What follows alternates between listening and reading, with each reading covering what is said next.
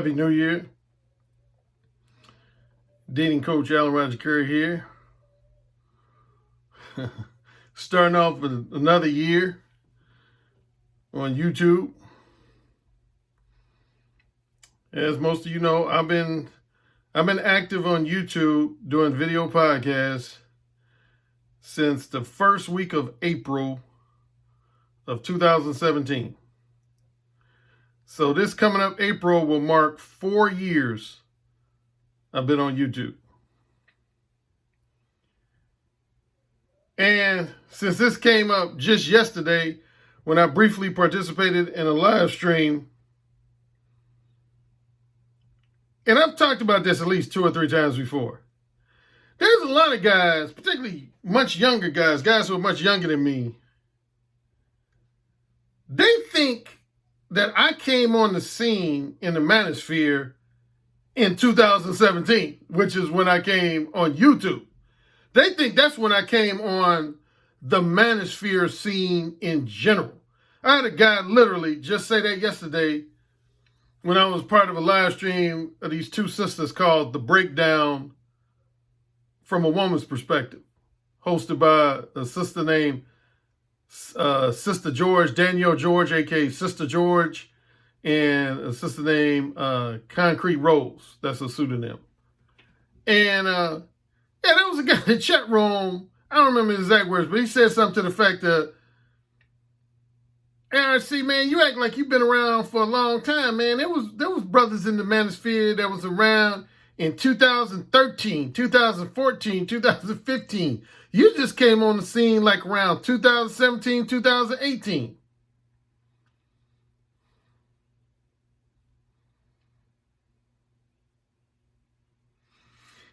Insert dog face here.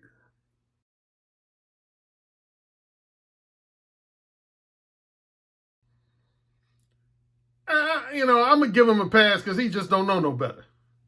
He young, he don't know no better. He probably in his early to mid-20s, he don't know no better. Let me break it down. As most of my long-time followers, I shouldn't have to break this down, but as far as just my presence I've been in the manosphere since as far back as summer of 1999. Yes. I was in the manosphere as far back as summer of... Now, technically, it wasn't really officially called the manosphere back as far back as 1999. I didn't start hearing the word the manosphere, I want to say, until about more so like 2003, 2004, 2000, somewhere between 2003 and 2005 was when I first started hearing guys use the term the manosphere to represent the collection of message boards, discussion forums, blog sites, and to a far lesser extent at that time, audio podcasts that were designed for men's interests only. Men's interests only. But yeah, I didn't start hearing the buzz term, the manosphere, until somewhere between 2003 and 2005. But technically, I've been in part of the manosphere since summer of 1999. Because my first ebook version of Mo 1 came out in May of 1999. That's when I first released my first ebook version of Mo 1 on the internet. And believe it or not, and I mentioned this before, initially it was for free. I wasn't even charging for it. Real talk. Matter of fact, Ron Wheels, he'll back me up on that, because when I connected with Ron Wheels 2 years later, I connected with him in late summer, early fall of 2001. Him, along with my older brother, were the 2 people that said, man, why are you giving away this book for free? You need to be charging for this book. Yeah, I gave it away for free for over 2 years. From like May of 1999 until about fall of 2001, I was giving away. For those who think I'm just some kind of money-hungry guy, I was giving away my ebook, my Mo 1 ebook. I used to just give it away. Yep. For about 2 years, I just gave it away. Because at that time, I wasn't really trying to be a dating coach. I was pursuing a career in the entertainment industry, and I looked at my Mo 1 book as kind of like a side hobby. So I was just giving it away, which in retrospect was probably a mistake. But yeah, I was just giving it away. Yeah, I don't think I started charging until about September or October of 2001 was when I first started charging people for my ebook. But anyway, in terms of my length of time in the manosphere, yeah, man, I was the first major black person that was well known in the white manosphere. There was no other black person before me who was well known in the white side of the manosphere. And that's facts. I was the first major black person that was well known in the white side of the manosphere back in the late 90s and early 2000s. Nobody black was talked about more than me. Like between, let's say, 1999 and 2006, 2007, 2008, wasn't no black person talked about more than me, particularly as it relates to direct verbal game. More so than indirect verbal game. Because again, when I first came on the scene, just about everybody was promoting some form, some variation of indirect verbal game. I was the first guy who started promoting direct verbal game. And one other guy who was around at the same time, of course, was David X. I didn't hear about David X, I think, until about 2004. Yeah, 2004 was when I first heard about David X. In the 2000s, me and David X were the main two guys that were the most known for promoting direct verbal game. But anyway, I want to talk about a few things that I've heard people either say to me directly or that I've just heard people say in general. I'll start with, I don't want this video to go more than an hour, but it could. So if it goes over an hour, it just does. But a lot of things I want to get off my chest. Okay, as I mentioned a few minutes ago, I was briefly part of this live stream hosted by, it's a channel called The Breakdown from a Women's Perspective. There was a few subtopic discussions, but the main topic was, are black women easier to get in bed than non-black women? Are black women easier to get in bed than non-black women? I would say no. And I would say any brother who's dealt with a fair share of non-black women will tell you that's not true. That's not true. The only brothers I could even think of that would even co-sign with that argument or that assertion would be guys who've only dealt with black women. Matter of fact, when I was growing up, and of course I'm an older guy, I'm a late baby boomer. I was born in 1963.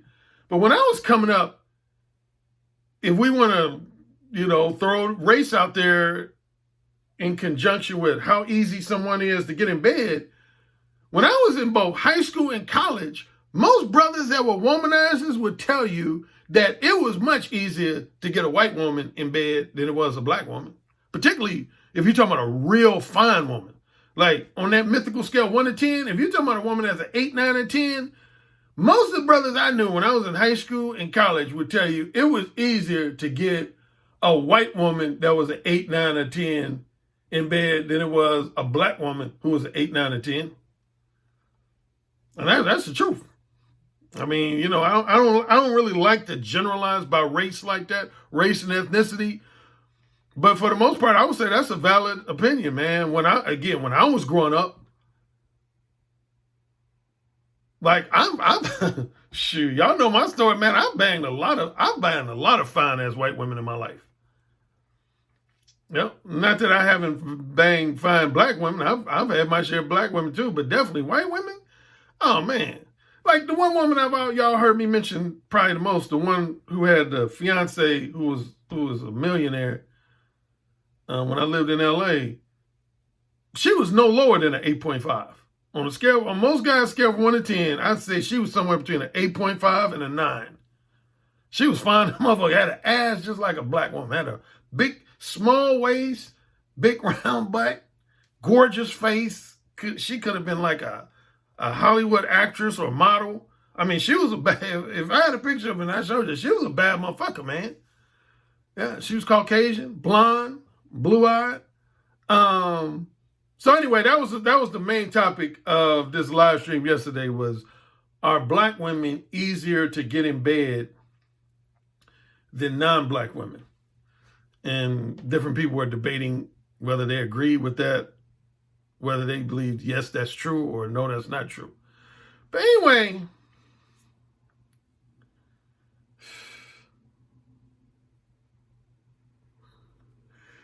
I'm shaking my head because I think most of y'all know by now, man.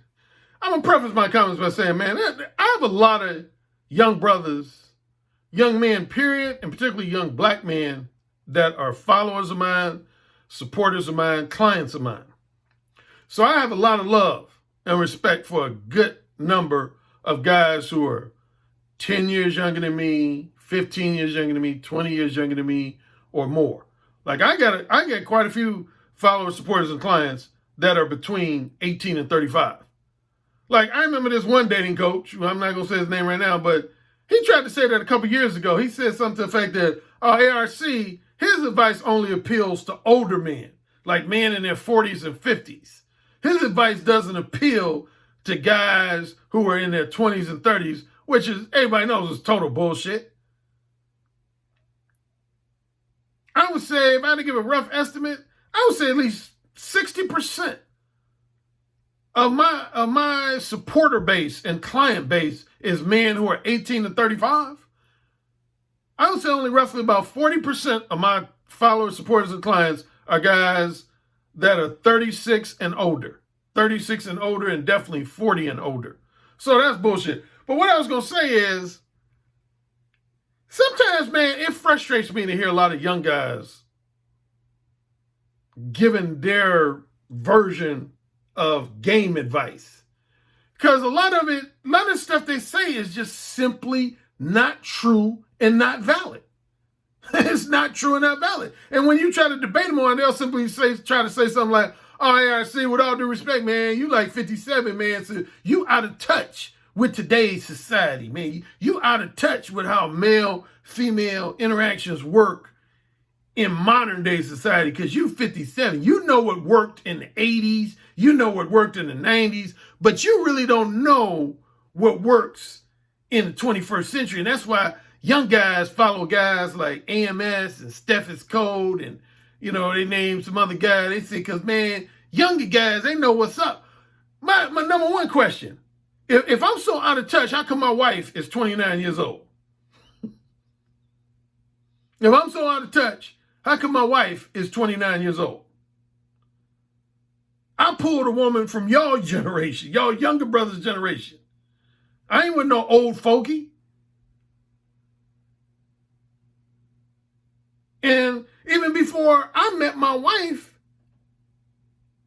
starting with, since we're going to talk about the 21st century, so starting with the year 2000, man, 2/3 of the women I've had casual sex with have been women that were a minimum of 10 years younger than me, if not younger. My youngest, as I pointed out a couple times before, my youngest in the 21st century was 22. It was actually in 2017, when I was in Orlando, Florida, to speak at the 21 convention. At that time, I was 54. Yeah, I was 54, and I had casual sex with a young black woman that was 22. That's my youngest to date. Yeah, she was 22. I've had casual sex with a number of women in their 20s and definitely in their 30s. I've had casual sex with a bunch of women in their 30s. So for these guys to be talking about ARC, man, with all due respect to you, man, like, I had on 2 live streams. I had the one yesterday. I had a couple guys in the chat room that was saying that.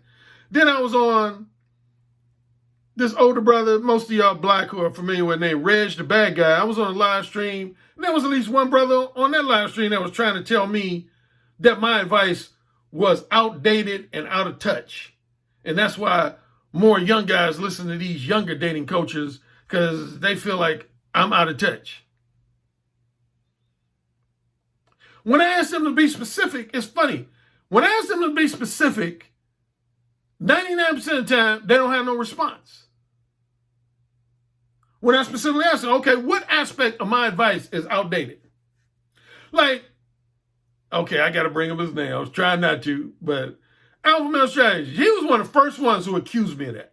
Is there someone notable in the black manosphere that first tried to accuse me of that was Alpha Male Strategy back in spring of 2018. That's one of the things he used to try to argue. He would say, ARC got some good advice, but a lot of his advice is outdated and useless in the 21st century. Is outdated and useless. His main argument was, he said direct verbal game was outdated and useless because of the fact that that women are quick to file a sexual harassment charge against you. They're quick to accuse you of sexual assault and date rape. And he said for those two reasons, he said it's not, he says that in his book, actually, not just on his videos. If you read his book, he says that. He basically says that's one of the only reasons why he's against direct verbal game.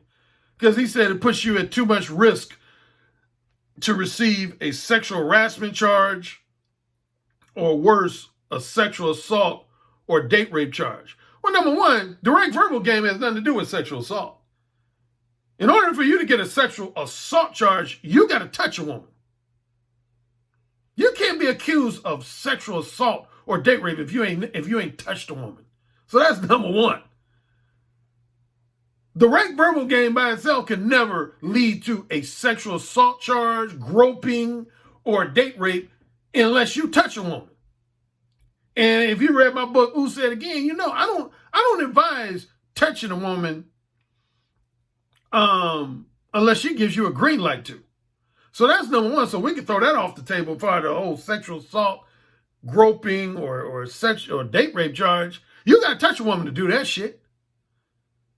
And as far as sexual harassment, that only happens in a workplace. And as I've always said, you shouldn't be trying to fuck your coworkers or business colleagues anyway. You shouldn't be trying to do that anyway. But you can be accused of sexual harassment even if you indirectly hit on a woman sexually. So that ain't just limited to direct sexual advances. If you were to exhibit an indirect sexual advance with a woman that you work with, there's at least a 50% chance or greater she could charge you with sexual harassment. I know for a fact. Like, I know a guy who used to work for my brother in California that got accused of sexual harassment, and he was indirect like a motherfucker.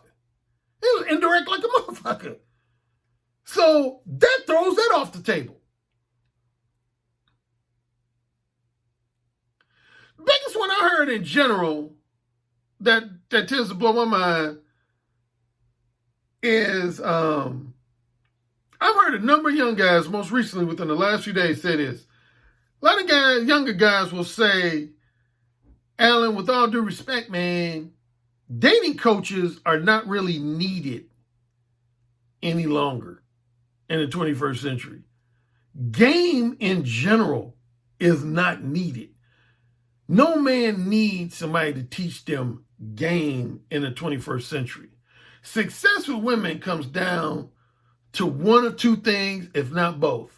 Either looks, how good looking you are, or how much money and status you have. That's what a lot of young guys believe. I've heard this said repeatedly. They'll say, man, success with women all comes down to how good looking you are, either facially, physique-wise, or a combination of both, or secondly, how much career success, financial success, and social status you have. Wrong. That's wrong. And here's what's most interesting about that opinionated assertion. It's backwards. And if you read, anybody who's read my book, The Beta Male Revolution, already knows where I'm going with this. It's backwards. See, here's what a lot of young, naive, uneducated guys believe. They believe game was heavily needed in the 20th century, but in the 21st century, that game is no longer needed. First, on a side note, as I point out in my new rewrite of my book, No Free Attention, which again is an updated version of my 2012 book, The Possibility of Sex, there's a chapter where I talk about game, and I basically make it known. I don't really, in general, I don't really like that word. Why? Because with a lot of guys, game represents manipulation, and I'm anti-manipulation. So when game is used in a manner where it's representative of manipulating women, I'm totally against the use of that word. I don't believe in running game on women, which essentially means manipulating women. I don't believe in that. Now, the other definition of game is just representative of an effective strategy to increase your chances of it creating romantic chemistry with a woman or strictly sexual chemistry with a woman. With that second definition and description, I'm okay with the word game. But when it's related to manipulating women, I'm totally against the use of the word game. But anyway, going back to my point, again, a lot of young guys believe that game basically is ineffective and useless in the 21st century compared to the 20th century, when the reality is it's pretty much just the opposite. See, before the 1960s, and again, I explain pretty much all of this in more detail in my book. I'm not going to go into full detail, but before the 1960s, man, you didn't need game. That's when you could say game was useless and ineffective, was prior to the 1960s. Because in society, most country society, particularly the United States, dating was all about one thing, and that was finding a wife or husband. That's what 90% or more of dating was about before the 1960s. It was about finding your wife or husband. Casual sex was not looked favorably upon before the 1960s. And I'm not saying that people weren't indulgent in premarital sex or casual sex, but those who did, they almost had to do it in secret because it was frowned upon, particularly if you were from a middle class or upper middle class background. Now, if you was from the streets, you could argue otherwise. But if you was from a middle class, no middle class or upper middle class family wanted their son or daughter engaging in premarital sex or casual sex. Period. Again, some of them did it, but it was not like approved of. It was heavily frowned upon. So, yeah, man, before the 1960s, man, you didn't really need game because most women were all about trying to find their husband. It's just like today. If every single woman in society, let's say 18 or 19 out of every 20 women you met was all about just trying to find their husband, why would you need game? If all women in society were prudish or semi-prudish, strictly monogamy-oriented good girls, what I call in my book, Who Said Again, a 5. If anybody has my book, Who Said Again, they'll know. I rate women on a 5-number scale to represent what their sexual morals and values are. So, for example, in Who Said Again, a 5 would be a woman who only engages in sex with a man who is her husband or at minimum her fiance. That's a 5. A 5 is a woman who only engages in sex with a man who's her husband or her fiance. A 4, in my book, Who Said Again, that's a woman who prefers to only engage in sex with a man who's her husband, fiance, or long-term boyfriend, but occasionally she will indulge in episodes of short-term non-monogamous casual sex. I call that a 4. A 3 is a woman that's always going to give off the public impression that she only engages in sex within the context of marriage or within the context of a long-term boyfriend-girlfriend relationship, but privately, she's engaging in short-term, non-monogamous casual sex at least semi-regularly. That's a 3. A 2 is a woman that also will publicly try to always give men the impression that she's a good girl, that she only has, sex within the context of a long-term, strictly monogamous boyfriend-girlfriend relationship. But behind closed doors, she getting her freak on every chance she could get. She getting her freak on every chance she could get. That's a 2. And then a 1, that's a woman who's openly sexually liberated. That's a woman who will tell you straight up, yes, I engage in casual sex. She doesn't care about people calling her a hoe or a slut or anything like that. She's very open, upfront, and forthright with the fact that she loves to engage and indulge in multiple episodes of short-term, non-monogamous casual sex. That's a 1. So I just gave you a free excerpt of my book, Who Said Again. That's how I divide all women in my book, Who Said Again, 105. So getting back to my point, if all women were 5s, that's when you wouldn't need game. That's when you wouldn't need game, in simple terms. If all women were 5s, you wouldn't need game.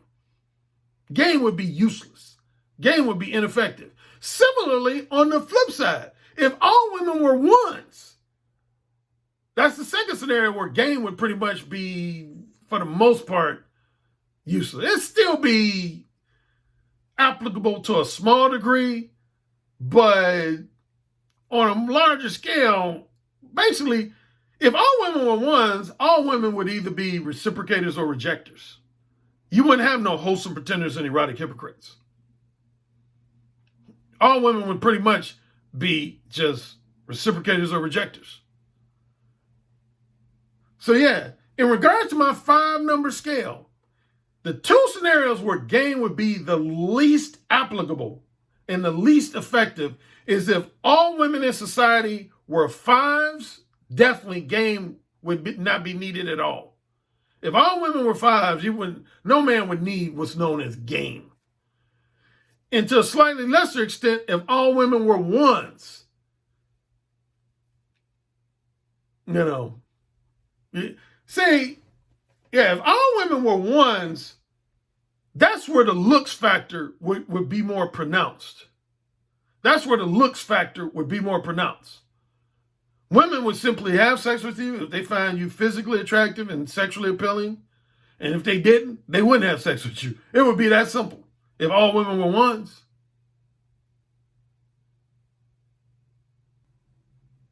Yeah, so there you go.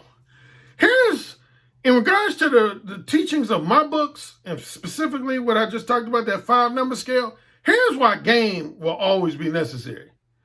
It's for the women that are 2s, 3s, and 4s.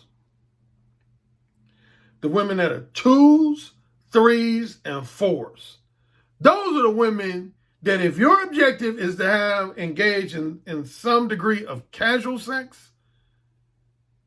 Now, some guys may not want casual sex. Now, if you're just looking for a relationship, then, you could argue that there's some game you don't really need. But if your objective is engaged in some degree of at least a few episodes of short-term non-monogamous casual sex, and you're dealing with a woman who's a 2, a 3, or a 4, you got to have game. you got to. Because, see, that's most of the women I've had casual sex with. I've never had casual sex with a 5 because 5s don't have casual sex. I heard at least one guy try to say, hey, Alan, I think I've had casual sex at least a couple times with a 5. No, you didn't. Because if you did, she wouldn't be a 5. It's that simple. If you had casual sex with a woman that's a 5, then she's not a 5. Simple logic. She's not a 5. A 5, again, that's a woman who only engages in sex with a man that's her husband or at bare minimum, her fiance. So if you had sex with a woman and you were not her husband or you were not her fiance, but you were still able to have sex with her, that wasn't a 5. At best, that was a 4. That was a 4. That wasn't a 5. A 5 ain't gonna have sex with you unless you got a ring on her finger. Facts. A 5 is a woman who's not going to have sex with you unless you got a ring, either a wedding ring or an engagement ring on her finger. That's a 5. So the most prudish woman that a man can expect to have sex with is a woman that's a 4. I've had casual sex with a number of 4s. I've definitely had casual sex with a number of 3s. And I've definitely had casual sex with a number of 2s. Yeah, 2s, 3s, and 4s. And of course, some 1s too. But yeah, see, so going back to that assertion that game is not needed in the 21st century, it's all about one of these two things. Either your physical appearance / looks, or it's about money and status. Well, I already addressed this in a video last year, if you remember. I did a video where I said, looks only help you with reciprocators. I did a video called Looks Only Help You with Reciprocators, and it's the truth. See, looks alone. Now, looks are always going to be a contributing factor to your successful women. Let me make that clear. Your physical appearance, the appeal of your physical appearance, whether it's the appeal of your face, the appeal of your physique, the appeal of the way you carry yourself, how masculine and confident you carry yourself, all those combined together, that's always going to be a contributing factor to your successful women. But as far as looks alone is never going to help you get a wholesome pretender or an erotic hypocrite in bed. Facts, not opinion, facts. Why? Because, see, and I break all this down in my book, Who Said Again? So I don't want to keep giving you guys free excerpts of my books, but I just simply say this, man. The key word that I punch in Who Said Again is social programming, and a similar word is cultural conditioning. When a woman's a wholesome pretender or erotic hypocrite, what that means is she can meet you and think you're physically attractive. She could think you're sexually appealing. But her more prudish sensibilities, in other words, her desire to maintain the public image and social reputation as a respectable good girl, is going to prevent her from giving in to your sexual advances. Now, if you're talking about relationship sex, yeah, she's going to give in to that if she finds you attractive. Because that's not a threat to her public image or social reputation, which, on a side note, this is why a lot of guys lean towards indirect game, in case you're wondering. That's why a lot of guys lean towards indirect game. Matter of fact, I had a guy literally just like 2 days ago post on my Facebook timeline. He said, Alan, I'm sorry, but I can no longer be mode 1 with women that I meet online. I'm going to start being more mode 2. And I said, why? And he said, because most of the women I'm meeting online, in their profiles, they say they're all about long-term relationships and marriage.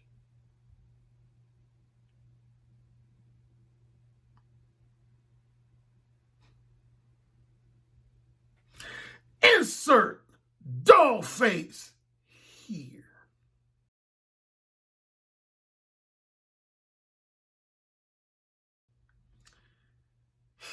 Bless this young brother's heart.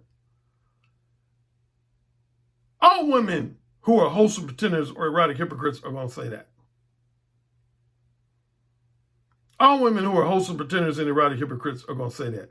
You know how many women that I met over the years through some kind of online dating site or online matchmaking service like Match.com or BlackPeopleMeet.com?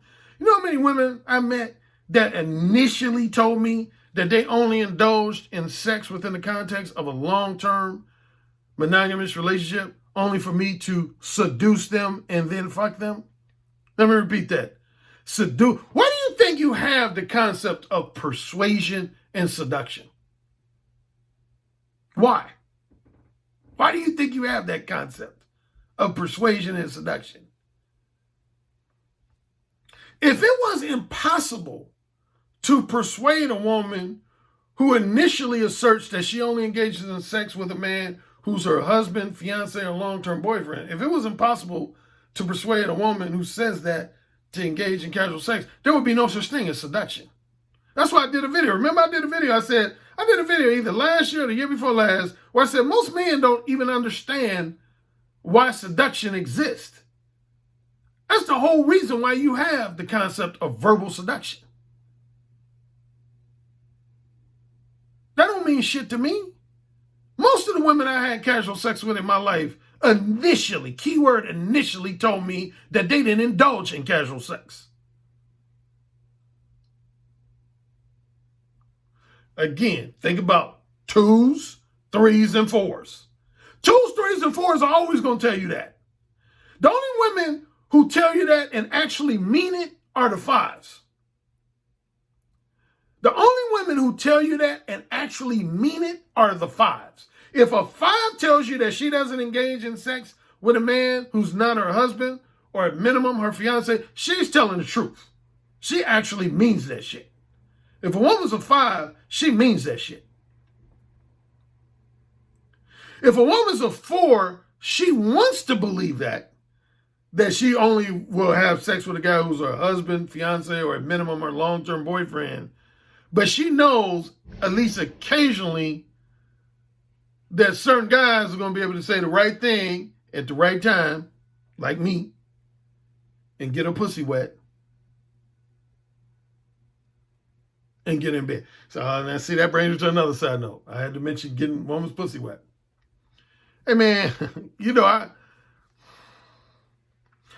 one thing I think my Patreon subscribers will back me up on is this, and I've said it before. One criticism I get from a lot of guys on YouTube, among others, is that I'm very egotistical and full of myself. Well, that's kind of 2/3 true and 1/3 not true. If you're a guy who gives me my full level of what I feel is my full level of kudos and respect, that's when I generally keep my ego in check. But if you're a hater and you try to challenge my credibility or something like that, then yeah, my ego's gonna come out full force.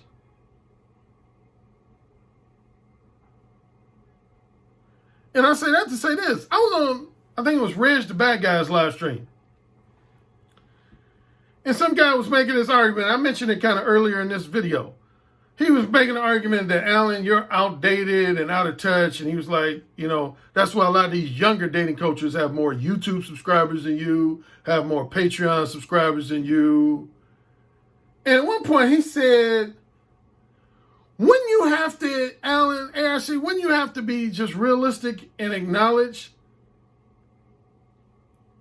that their message, even if they're still in parts of your knowledge, wisdom, and insight, he said, I'll give you that. I think all these younger dating coaches have stolen some aspects of your knowledge, wisdom, and advice, but they're also adding on stuff that's more useful and relevant to the 21st century. And that's why they have more YouTube subscribers to you, more Patreon subscribers to you, and why they're considered a more effective dating coach than you. Here was the thing that really stuck in my craw. He said, he added on, he said, some of these guys, honestly, they just have more appeal than you. They have more charm, more charisma, and appeal than you. Really? Really? I think you can feel an egotistical rant about to come. I'm giving you fair warning. Young brother, when you talk about another dating coach having more charm, charisma, and appeal than me, we talking about men or we talking about women? Real talk. We talking about men or we talking about women? Now, if we're talking about men, I'll halfway agree with you. I think there are some dating coaches that have as much, if not slightly more, appeal to me to other men than I do. And I think one of the reasons why is because they're not scared to dog out women. Men love to hear another guy dogging out women. And that's what a lot of these younger dating coaches do. They say stuff like women ain't shit. They ain't got nothing to offer. They all hoes. They all sluts. They all bitches. Men get off on hearing that shit. So of course they're going to be more appealing. But if we switch the genders to women, I challenge you to name another motherfucker that got more charm. Something spit up in my mouth. Some more charm and charisma, more seductive, persuasive charm than this motherfucker right here. I challenge you to. Name a motherfucker that had a show like the Erotic Conversations where we had women telling him on audio, public audio, that he gets their pussy wet. When I first got on Facebook in 2008 and also in 2009, you know what I had to do? I used to have to delete posts on my Facebook timeline because women would come on my timeline saying stuff like, Alan, you get my pussy so wet. Damn, you get my pussy. And half of them would be in relation to what I just mentioned, my show, The Erotic Conversationalist. Women would listen to, like I think I got at least one thread that's still going. On my business page, now on my I got a personal Facebook and a business Facebook. On my business Facebook page, there's a thread. I'm going to look for it. Why had all these women talking about how I got their pussy wet? Name another dating coach that had that type of love from women. I challenge you to. Motherfucker, drop the mic. Shit, it ain't a motherfucker in this manosphere better than me in that regard. Charm with women, shit, name them. If I'm lying, name them. I ain't know no motherfucker that had a bunch of women in that comment section talking about you get my pussy wet. I ain't had no other dating coach that regularly was on his audio podcast show like I did on Upfront and Straightforward when I was on Blog Talk Radio and my show, The Erotic Conversation, I had women playing with their pussies. I've had women playing with their pussies with their boyfriends, fiancés, and husbands in the room with them. And you gonna tell me that there's other dating coaches that got more charm and charisma than me? Man, are you serious? Name them. Show me the evidence, man. Shit. This brother right here has had phone sex with over 2,100 women since 1991, with a sizable percentage of those women paying me money for the opportunity to play with their pussy for me. Name another dating coach who's had it like that. And you're going to tell me, so again, are we talking about men or women? If you're going to say, Alan, I think there's other dating coaches that are at minimum just as charming and charismatic as you, if not more so, in respect to other men, again, I'll halfway agree with you on that. But I already gave one of the reasons why I think that's so. But if you're talking about women, I cancel out all these motherfuckers, man. Real talk. Quote me on that. I cancel out all these motherfuckers. Ain't none of them better than this brother you listening to right here. Tell him I said it. Tell him I said it. Tell him I said it. Shit. Double quote me on that motherfucker. Shit. Motherfucker. All you gotta do, go listen to my episodes of The Erotic Conversations. I'll put the link in the chat room. Shit. I could call out some motherfuckers by name, but I won't, but shit. Ain't a motherfucker can hold a candle to me when it comes to verbal seduction and erotic dirty talk. Are you serious? Yes, sir. Say it again. Yes, sir. Who's the king? Alan, you're the king. Say it again. Alan, you're the king. You're dominating me. Say it again. Alan, you're dominating me right now. Mode 1. Mode 1. Daddy, can I go, please? You're the king. Say it again. Oh, king. Oh, you're the fucking king. Yes. Yes. Yes. You're the king, Alan. AKA the king of verbal seduction. You know, it's the tone of your voice, how seductive your intonations are, the vibrations that you could just reach out over the phone lines and stroke a woman's breast just by the sound of your voice, how you could make her pussy so wet just by the sound of your voice. That's actually very hot. So you said my show was what? I said your show is powerful. Oh, say it again. Your show is powerful. I bet the king would fuck me really good. Oh, yeah. Who's the king? Alan Roger Currie. Oh, yeah. Who's the king? Alan Roger Currie. The king. The king. The king. I have to agree with you on the communication piece, because I actually did take a session with Alan Roger Currie, and he gave me a line that I did not think was going to work, and it worked. And I was like, what the fuck? Oh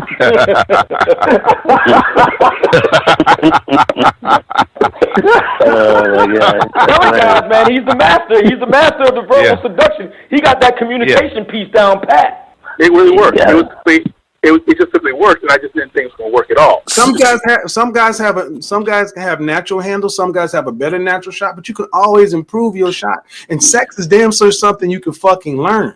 Look, dude, you want to learn how to talk better? I'm hiring Alan Roger Currie to get my dirty talk game on. Because it's always been something I want to get better at. Verbal seduction, man. I'm like, clearly, this guy's the Michael Jordan of seduction. Like, you know, come on now. Get on daddy's lap. That's like the easiest deal.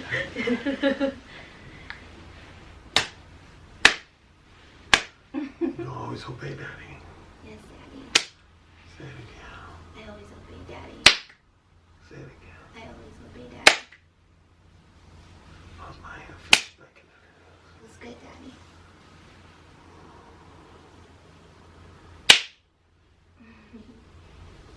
You my obedient word. I'm your obedient good bitch, Daddy. Say it. I'm your obedient good bitch, Daddy.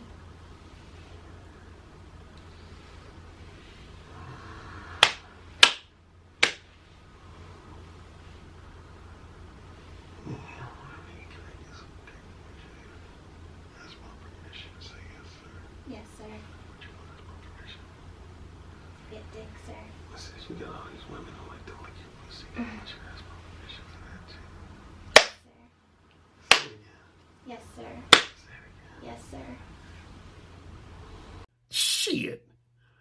Nigga, I was essentially, and I say this in my book, who say it again, I was, for about roughly 6 years, I was essentially a phone sex gigolo, man. Again, that means that women not only wanted to have phone sex with me, they were willing to pay money for the opportunity to play with that pussy for me. Hundreds of women. And you talking about somebody got more charm and charisma than me? Man, shut that noise up and quit embarrassing yourself. Never say no stupid shit like that to me. Never say no stupid shit like that to me again.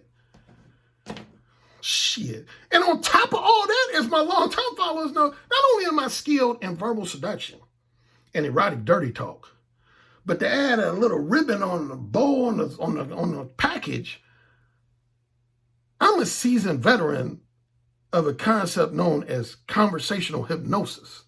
I'm essentially a hypnotist, man. I'm a verbal hypnotist. That's why when you've heard me talking shit to guys on other live streams, sometimes you've heard me say, you'll never leave me. I guarantee you'll never leave me in a room alone with your bitch.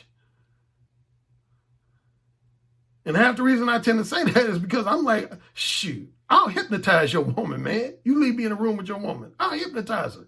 Literally. Not figuratively speaking, literally. I will hypnotize her. I wrote a script for Hollywood that I pitched. One of the scripts when I used to be a screenwriter that was loosely based on my own life. It was called Hypnotized. Yeah, that was actually the number one script I pitched to Hollywood. It never got bought, sadly. But if there's, of all the scripts I pitched to Hollywood, the script I had the most, what you call meetings with studio executives, that, in other words, that meant they're at least halfway intrigued by your script, was my script called Hypnotized. So anyway, that was a digression, man, but I had to get that out, man. When his brother was talking about, Alan, I'm sorry, man, but there's other guys more charming and more, you talking about dudes. I ain't trying to get no dudes dick hard. I ain't trying to get no dudes dick hard. I ain't trying to have a bunch of men call me charming and charisma. I don't care about that shit. But again, I tell you this, when it comes to women calling me charming and charisma, shit. I can't think of a dating coach that's above me. There might be a couple that's close underneath me, but as far as above me, I can't think of a dating coach, man, that has had women give public testimonials about how I get them wet. Show me another dating coach who got like either his Facebook page, Instagram, Twitter account, even his YouTube videos where he got a bunch of women on a regular, semi-regular basis. Here's my last thing on this note, and then I'll shut up on this thing. Y'all, I think y'all all I've seen that video where I had a woman who used to be a fairly popular black female YouTube personality, and she was talking shit to me, and I told her directly, I said, if you keep talking shit to me, I'm going to have you on the phone playing with your pussy for me. And some people might have thought I was just talking shit. Long story short, I did. Had this bitch not only playing with her pussy for me, at least once had her playing with her pussy for me with her husband in the room. Then I got on the phone with her husband and said, why is it that I can get your wife to play with her pussy for me? I said, you ain't training your bitch. And then he did a public spanking of her with a wooden panel. Because she was referring to me as, she was telling me, I'm your obedient good bitch, King Allen. She was calling me King Allen. She was married. Say his full name and his BDSM nickname. King. The king. I'm the only fucking king. I know you're the only king. Hell yeah, I'm the fucking king. That's his BDSM nickname. I'm not saying that. Don't you ever call another man fucking king. I'm the fucking king. Okay, you're the king. That's just his nickname. Did you disrespect him publicly on YouTube? Huh? Did you disrespect him publicly on YouTube? I'm sorry, sir. Yes, I did. I'm sorry. And I'm sorry to Alan Roger Currie. I'm sorry. Say it again. We didn't hear you. Tell him you're sorry. Tell Mr. Alan Currie you're sorry. Okay? Yes. You're not going to interrupt men when they're speaking. Okay. Name another dating coach that done did some shit like that here on YouTube. I'll wait. Name them. Name just even one.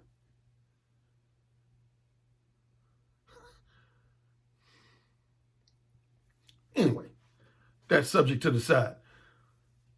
I heard this young guy, I think it was on the live stream yesterday. He said, this is what he said. Again, this goes back to this assertion that in the 21st century, it's all about either one or two things, if not both. Looks or money and status. Looks or money and status. And I had a young guy yesterday, he said, man, what people don't realize, because again, the subject of this live stream was, are black women easier to get in bed than non-black women? And this guy said, all women are easy to get in bed if you good looking. And then another guy said almost a similar statement, a little different. He said, yeah, all women are easy to get in bed if they find you physically attractive and sexually appealing. That's not true. I'd say that's not 100% true. That's not true. And it goes back to what I was saying earlier in this conversation when I was talking about, again, it goes back to that video. Just watch that video without me getting too lengthy. The video I did last year where I said, looks alone only help you with reciprocators. Say, if your objective is casual sex, looks alone, and I guarantee you, I'll put money on this, it ain't going to help you with a woman that's a wholesome pretender or an erotic hypocrite. It'll help you with a reciprocator. Or if I had to use my numbers again, it'll help you with a 1. Looks alone will help you with a woman that's a 1. A woman that's real free-spirited, sexually liberated, the type of woman that really doesn't care what other people think. She doesn't feel like any comments from other people are a threat to her public image and social reputation. So a woman that's a 1, a free-spirited, sexually liberated type woman who has no problem letting guys know that she's down with engaging in casual sex. Yeah, looks alone. You don't even have to have a mouthpiece with those women. 90% of the time. You just got to be good looking. But say again, when you're dealing with wholesome pretenders or erotic hypocrites, or in numerical terms, women who are 2s, 3s, and 4s, see, these women could think you the finest dude on earth. They can think you the most confident, masculine, sexiest guy on earth. But the one thing that's always going to hold them back, at least initially or temporarily, is the fact that they don't want their reputation as a respectable good girl to be threatened. They don't want their reputation as a respectable good girl to be threatened. So that's where seduction comes into play. That's where seduction comes into play. More specifically, verbal seduction. That's where verbal seduction comes into play. And as you all know, this brother right here has for many years, since I lived in California, been labeled, not by men, well, some men too, but by women, the king of verbal seduction and kinky erotic dirty talk. See, you get nicknames from women like that when women find you charming and charismatic and persuasively seductive, not when other men do. Got that?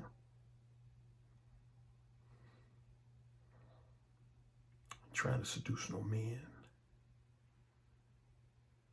I get women's pussies wet.